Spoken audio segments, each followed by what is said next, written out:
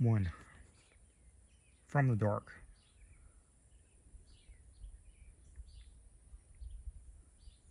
Of Herbert West, who was my friend in college and in afterlife, I can only speak with extreme terror.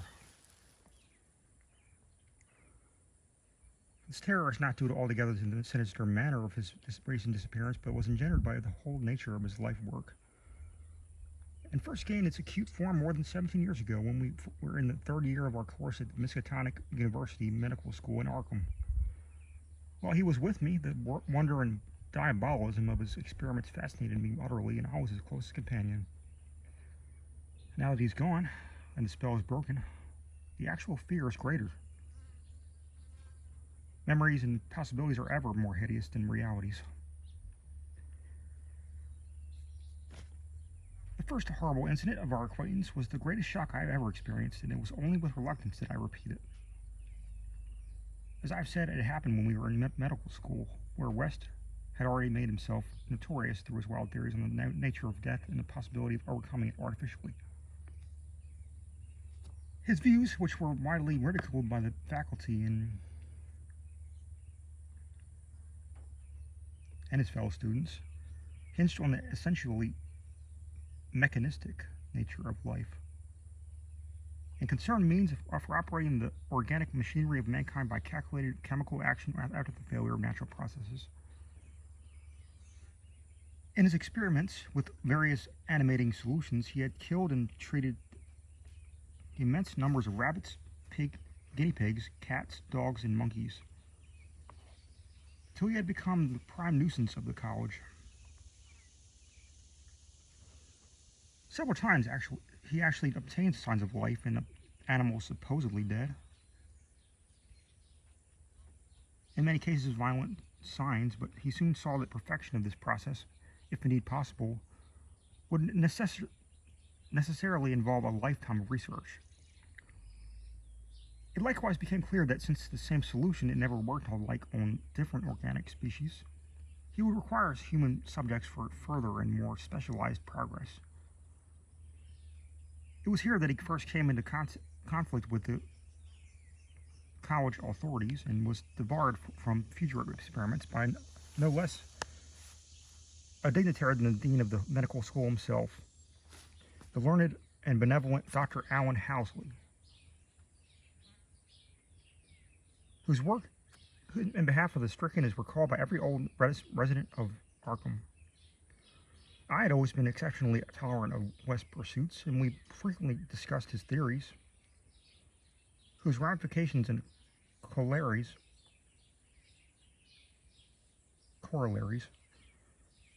were almost infinite. Holding with Hegel that all life is a chemical and physical process, and that the so-called quote-unquote soul was a myth, my friend believed that artificial reanimation of the dead can only depend on the condition of the tissues,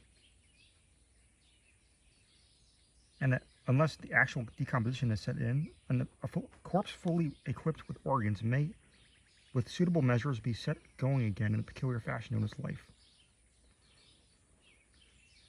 That the psychic or the intellectual life might be impaired by the slight deterioration of sensitive brain cells, which even a short period of death would be apt to cause, West fully realized. It had at first been his hope to regain a regent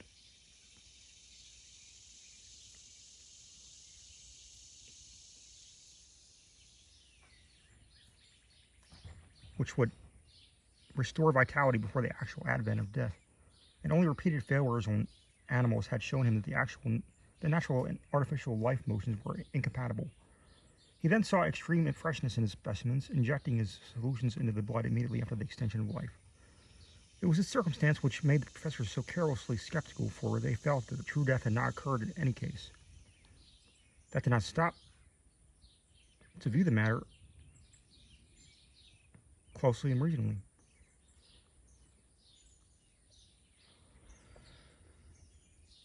They did not stop.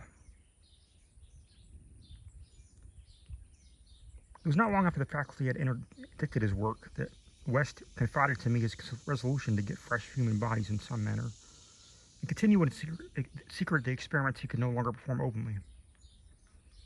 To hear him discussing ways and means was rather ghastly, for at the college we never procured anatomical specimens ourselves. Whenever the morgue proved inadequate, 2 local Negroes attended to this matter, and they were seldom questioned.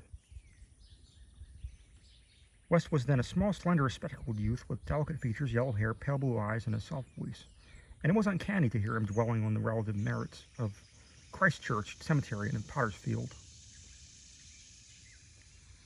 We finally decided on the Potter's Field because practically everybody in Christ Church was embalmed, a thing of course ruinous to West's researches. I was by that time his active and enthralled assistant and helped him make all his decisions, not only concerning the source of bodies, but concerning a suitable place for our loathsome work. It was I who thought of the deserted Chapman farmhouse beyond Meadow Hill.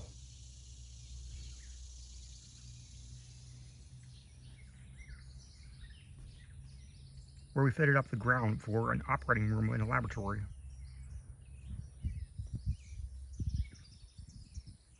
Each with dark curtains to conceal our midnight doings.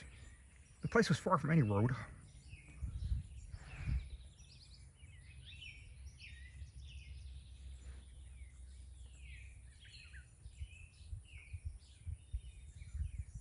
And in sight, no other house.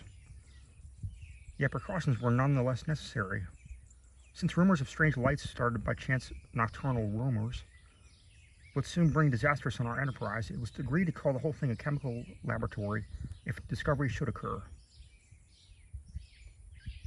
Gradually, we equipped our sinister haunt of silence with materials either purchased in Boston or quietly borrowed from the college.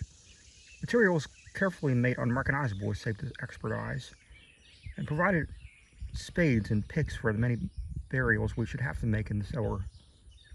At the college, we used an incinerator, but the apparatus was too costly for our unauthorized laboratory. Bodies were always a nuisance.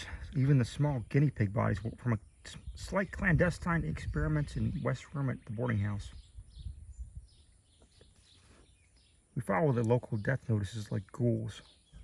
For our specimens demanded particular qualities. What we wanted were corpses interred soon after death and without artificial preservation, preferably free from malforming disease and certainly with all organs present. Accident victims were our best hope. Not for many weeks did we hear of anything suitable, though we talked with morgue and hospital authorities, ostensibly in the college's interest, as we could without exciting suspicion. We found that the college had first choice in every case, so that it might be necessary to remain in Arkham during the summer, when only the limited summer school classes were held. In the end, though, luck favored us, for one day we heard of almost ideal case in the Potter's Field. A brawny young workman drowned only the morning before in Sumner's Pond, and buried at the town's expense without delay or embalming. That afternoon, we found the new grave. We determined to make work soon after midnight. It was a repulsive task that we undertook in the small hours, even though we lacked at the time the special horrors of the graveyard which later experiences brought to us. We carried spades and oiled dark lanterns, for although electric torches were then manufactured, they were not as satisfactory as the tungsten contrivances of today. The process of unearthing was slow and sordid, and it might have been gruesomely poetical if we had been artists instead of scientists. And we were glad when our spades struck wood. When the pine box was fully uncovered, West scrambled down and removed the lid, dragging out and propping up the contents. I reached down and hauled the contents out of the grave, and then both toiled hard to restore the spot to its former appearance. The affair made us rather nervous, especially in the stiff form and vacant face of our first trophy, but we managed to remove all traces of our visit. When we had patted down the last shovelful of earth, we put the specimen in the canvas sack and set out for the old Chapman place beyond Meadow Hill. On an improvised dissecting table in the old farmhouse, by the light of a powerful acetylene lamp, the specimen was not spectral looking. very spectral looking. It had been a sturdy and apparently unimaginative youth of wholesome plebeian type. Large frame, gray-eyed and brown-haired. A sound animal without psychological subtleties and probably having vital processes of simplest and healthiest sort. Now with the eyes closed, it looked more like asleep than dead. Though the expert test of my friend soon left no doubt on that score. We had at last what West had always longed for. A real dead man of the ideal kind. Ready for solution as it prepared according to the most careful calculations and theories for human use. The tension on our part became very great. We knew that there was very little, scarcely a chance for anything like complete success. I could not avoid hideous fears at possible grotesque results of partial animation. Especially we were apprehensive concerning the mind and impulses of the cells might well have suffered a deterioration.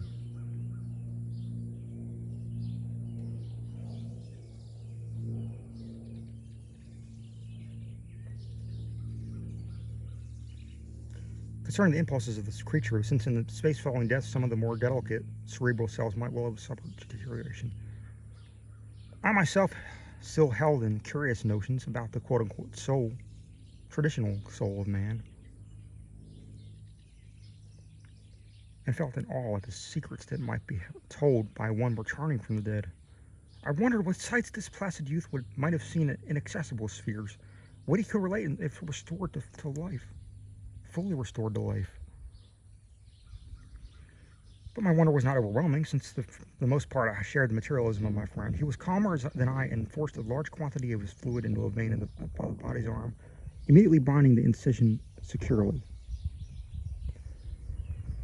The waiting was gruesome, but West never faltered. Every now and then he applied his stethoscope to the specimen and bore the negative results philosophically. After about 3/4 of an hour, without the least sign of life, he disappointingly pronounced the solution inadequate, but determined to make the most of his opportunity and to try one change in the formula before disposing of his ghastly prize.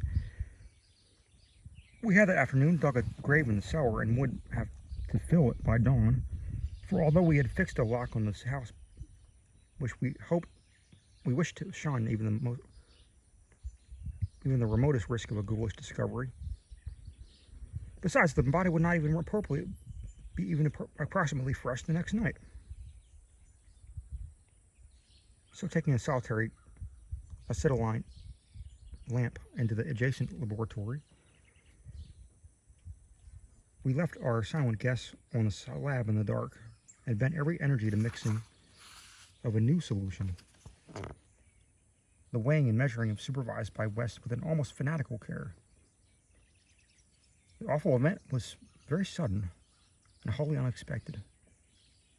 I was pouring something from one test tube to another, and West was busy over the alcohol blast lamp, which had to answer for a Bunsen beaker in this gasless edifice. When from the pitch black room we had left there burst the most appalling and demonic succession of cries that either of us had ever heard. Not more unutterable could have been the chaos of hellish sound if the pit itself had opened to release the agony of the damned. For even one inconceivable cacophony was centered. All the supernal terror and unnatural despair of animate nature. Human it could not have been. It is not in man to make such sounds. And without a thought of our late employment or its possible discovery, both West and I leaped to the nearest window like stricken animals, overturning tubes, lamps, and retorts, and vaulting madly into the starred abyss of the rural night. I think we screamed ourselves as we stumbled frenetically towards the town, though as we reached the outskirts we put on a semblance of restraint, just enough to seem like belated revelers were staggering home from a debauch. We did not separate, but managed to get to West's room, where he whispered, with the gas up until dawn. By then we had calmed ourselves a little with the rational theories and plans for investigations, so we could sleep through the day, classes being disregarded. But then that evening, 2 items in the paper, wholly unrelated, made it again impossible for us to sleep. The old deserted Chapman house had inexplicably burned to an amorphous heap of ashes that we could understand because of our upset lamp. Also, an attempt had been made to disturb a new grave in the potter's field, as if by futile and spadeless clawing at the earth. That we cannot understand, for we had patted down the mold very carefully. And for 17 years after that, West would look frequently over his shoulder and complain of fancied footsteps behind him. Now he has disappeared,